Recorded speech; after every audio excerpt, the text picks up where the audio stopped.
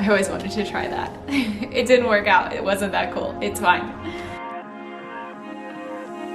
So I'm back with another video.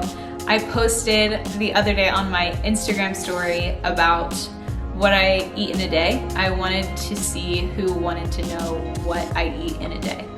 But I wanted to tell you a little bit about why I eat what I eat and when I eat it, and my dietary restrictions and all of that stuff. So let's just go ahead and get into it. So January this last year, I got food poisoning when I flew back from Cape Town, and it affected me hard.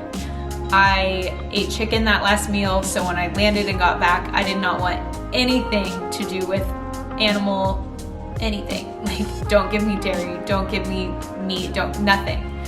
So I basically went vegan, just because I wasn't craving anything. I started slowly incorporating foods when I was finally craving it, which happened months later. I'm a huge advocate for listening to your body, and if you are craving chicken, you should eat chicken. But if you're craving like greens, you should eat more greens. Like, whatever your body is telling you something, pay attention to it. I don't eat gluten. I try not to eat gluten, but if a big loaf of like homemade challah bread shows up in front of me, I'm gonna have some, you know? And I'll work through it, not have it all the time, but I don't want to feel bad, so I try not to eat it. I don't eat soy usually. I don't really like to say that I have any restrictions, but whenever I go to the grocery store, I try to stray away from like certain things that I know are gonna affect me badly. So I'll have a smoothie bowl for breakfast in the morning, which I've shared with you in another video. It's full of vitamins and minerals, antioxidants, greens, super greens, fruit, everything. And it just makes me feel so good after I eat it, so I continue to eat it. I also prefer to soak my nuts because I get less bloated that way. I know that your body can digest most of the nutrients, way more nutrients, when it's soaked versus raw nuts. It's okay if you don't, but maybe try doing it and see what happens in your body. Another breakfast option, whenever I'm craving something salty, I'll go for like my avocado cracker toast with an egg, tomato, and that's pretty much it. And the healthy fats, the protein, the nuts and seeds from the cracker, and the vegetables is all like just so good. Oh, and hummus. I'll put some hummus in there too. But I will have that for breakfast, and then I'll feel full for like hours, and I don't need to eat anything for a while.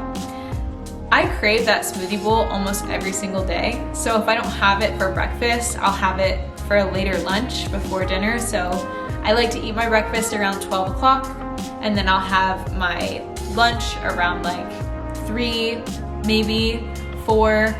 And then my dinner I like to have around 6 or 7. The earlier I eat my dinner, the better I feel when I wake up the next day. I am not as hungry when I don't eat late, which doesn't really make sense, but the way your body is working to digest everything while you're laying in bed, you'll lay in bed feeling so much better if you have an earlier dinner. I don't know that for you, but I know that for me. I personally feel so much better when I eat a really light, nice, healthy dinner. I do have alternative options that I love, so there's tons of gluten-free things. My cracker toast was gluten-free. I don't buy crackers or anything. I cannot have them in the house because I'll eat them, but I try not to buy anything that has gluten in it because, like I said, I will eat it. I love almond butter. This is like my guilty pleasure of eating. Almond butter is really good for you, but it's so high in calories, and I eat it as a dessert at night from the jar, and then I end up going to bed with tons of almond butter just sitting in my gut, and it makes me feel like absolute crap, and I hate it. So I've been trying to cut back on it and just adding it to my smoothie bowls in the morning, or having it with an apple for lunch, for a snack, I mean. There's a little method to the madness with my day of eating. I try so hard. I don't know if any of you are like me, but if I'm sitting in the kitchen doing work and I just finished eating breakfast, it's like I keep going back to the fridge. So my breakfast lasts like all the way through the end of lunch, and then I'm like full, and then I'm hungry like an hour before dinner, so then I eat something, and then I'm not hungry for dinner until like 8 or 9 at night. So I'm working really hard to fix that and to eat my breakfast, walk away from it, having distractions and like getting work done and leaving the kitchen when I'm done eating. That is like key right now. It's hard. I don't know why I do that, but it's like I can't stop eating. I know my sister's the same way, and I know some of my friends do it also, so I'm not alone.